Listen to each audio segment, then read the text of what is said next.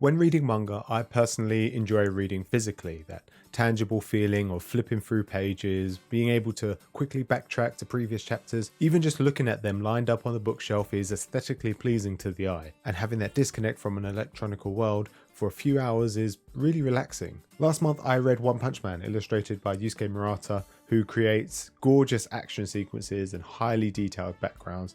I made a video of my favourite manga drawing techniques, and I mentioned he uses a blurring effect to give the illusion of movement in his images. But he also manages to achieve this in his double spreads, for example in volume 7 where the main boss, Boros, directs a blast at Saitama. Each page is like a frame, slowly zooming into Saitama's fist, then panning round as he punches the blast. This could have been done with just the opening double page and then smaller panels over a page or two, but for sure it wouldn't give the same cinematic movement. Sadly, the physical manga doesn't give this moment justice. A lot of the detail is lost within the gutter. So here's what it looks like on the Viz Media website. I read a few other chapters online and noticed that there were some additional pages that the physical manga is missing. Take this sequence from the second volume. Saitama is in the middle of the fight with Speeder Sound Sonic. Sonic lunges forward, showing off his speed, dashing around all over the place. And then here's what it looks like through the Viz Media website.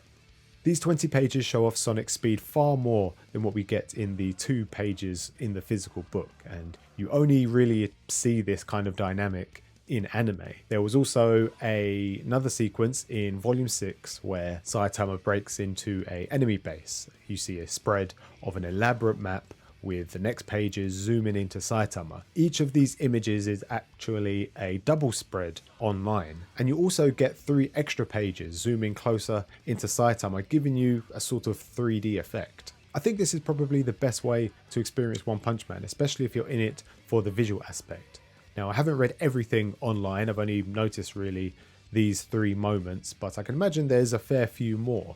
So I'm very much looking forward to reading that. The chapters themselves, they don't really match up to the physical manga. You have several 0.1 chapters, so there's 50 and 50.1, which I don't really understand. Some of the chapters also filter into the next volumes. It's a little bit confusing, but I guess if you're just reading online, it doesn't really matter. I also noticed the absence of the bonus chapters that you get at the end of the volumes.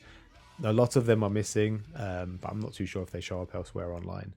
But yeah, I just wanted to point that out. If you're going to be reading One Punch Man, I would strongly advise to read it online or even through the Viz Media app. Just make sure you flip it vertical so you enjoy the full spread of the double pages. But yeah, that's pretty much it for this video. Hope you guys enjoyed, and I'll see you next time.